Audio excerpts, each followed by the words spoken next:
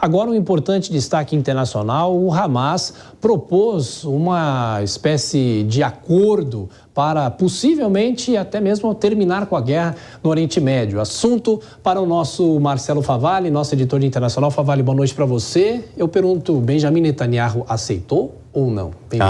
Vou manter o suspense.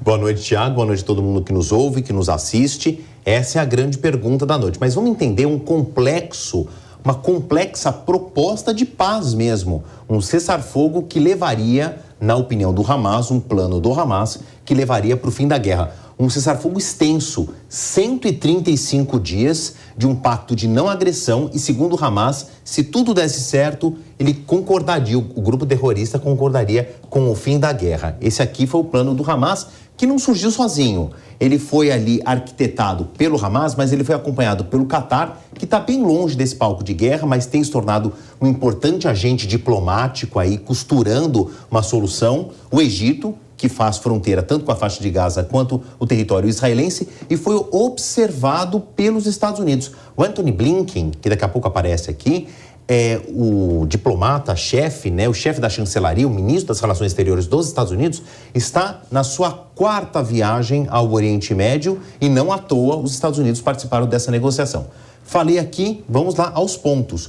Por que 135 dias? Dividido em blocos de 45 dias, cada um com a sua especificação. Nos primeiros 45 dias, a parte mais importante agora, a troca de prisioneiros, São os prisioneiros palestinos que estão em poder dos israelenses há muitos anos, condenados. Alguns já foram até soltos, Pois é. A gente acompanhou. Mas principalmente a libertação dos reféns. Então tá aqui. Os reféns israelenses seriam libertados pelo Hamas nesta ordem: mulheres, idosos e, nesses primeiros 45 dias, homens menores de 19 anos, que eles consideram lá menores de idade. E aí os prisioneiros palestinos, mulheres e também menores de 19 anos que estejam em cadeias condenados por Israel. Na segunda parte, a entrega de corpos e restos mortais. Isso numa guerra, Tiago, é muito importante.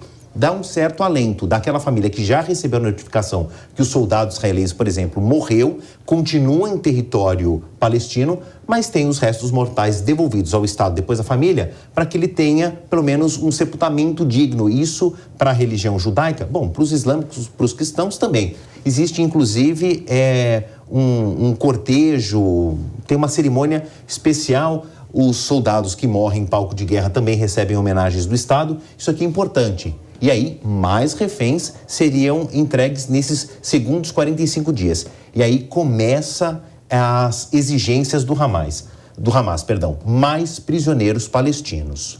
Bom, nos 45 dias finais, nos supostos 45 finais, somando os 135, a reconstrução da faixa de Gaza, claro, paga por Israel, e mais reféns. Aí eu fiz um recorte para que a gente entenda quem são esses mais reféns. Porque na primeira pernada seriam mulheres e menores de idade. Bom, estão em cadeias de Israel, condenados pela justiça israelense, 1.500 prisioneiros.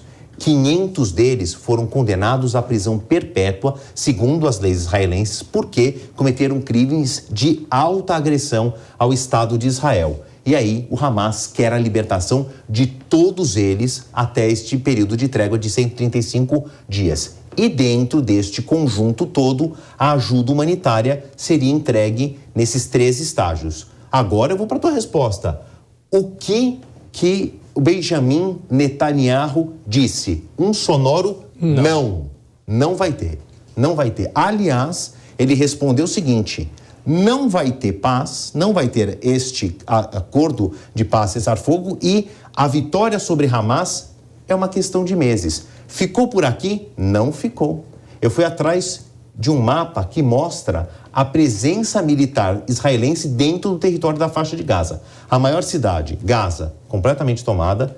A segunda maior, Khan Yunis, está bem cercada. E neste mesmo pronunciamento em que ele fala de vitória, Benjamin Netanyahu, ele diz para o exército: preparem-se para a invasão de Rafah. Aí nós vamos ter o território da faixa de Gaza. Isso aqui é uma foto de 4 de janeiro, há 3 dias atrás. Então a gente vai ter, num curto espaço de tempo, a faixa de Gaza completamente lotada.